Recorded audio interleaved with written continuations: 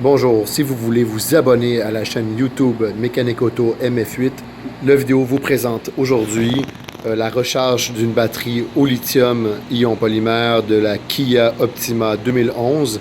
Ce véhicule avait un problème, son état de charge a descendu à 19,5%, donc le véhicule était impossible de démarrer. Alors ce que j'ai fait, c'est que j'ai installé un chargeur que j'ai programmé et j'ai recherché aussi les données que j'avais besoin pour savoir, pour recharger ce type de batterie.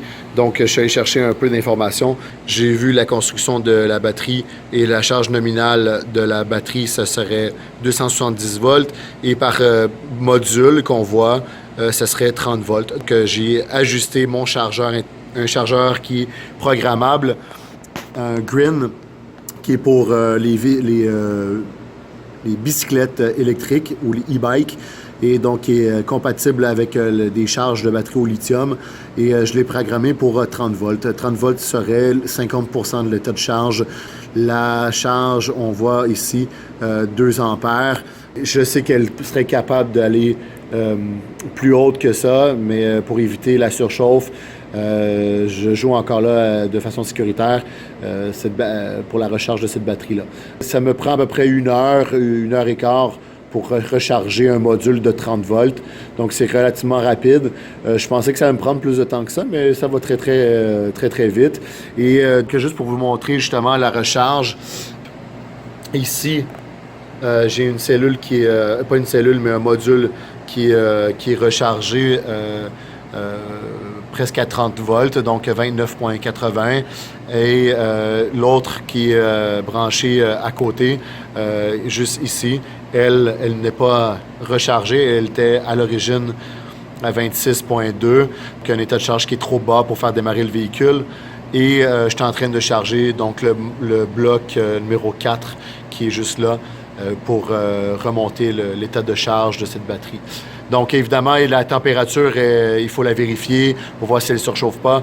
Je vois que la température est à peu près de 22 degrés, que la chaleur, il n'y a pas de dégagement de chaleur excessif. Et ce que j'ai fait aussi, c'est que j'ai débranché le BMS pour éviter tout court-circuit s'il y avait le module allait chercher du voltage au niveau des modules, là, pour éviter de peut-être le griller ou quelque chose comme ça. Mais ce que je vois, c'est que la batterie, elle reçoit bien la charge. Donc, je vais charger les 9 modules, donc les modules, ainsi de suite. J'ai enlevé ce qu'on appelle les bus bars, donc les connexions des contacts qu'on voit ici, donc sont enlevés. Ça, c'est l'autre section. Les parties ici sont disconnectées et isolées avec des tapes, mais de toute façon, là, il n'y a pas de voltage ou de tension qui sont disponibles à ce contact-là. C'est un exemple de choses que les manufacturiers ne donnent pas et ne veulent pas nécessairement qu'on fasse, mais je vois que de façon sécuritaire, il est possible de recharger des batteries. Évidemment, quand on l'a défaite, on a utilisé des outils spécialisés, isolés et aussi des camps de protection.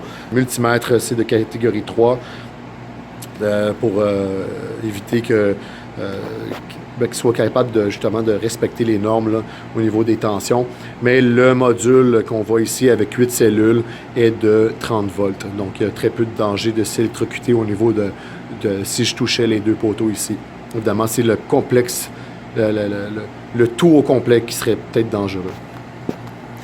Donc, si vous aimez la vidéo, juste vous abonner à la chaîne YouTube.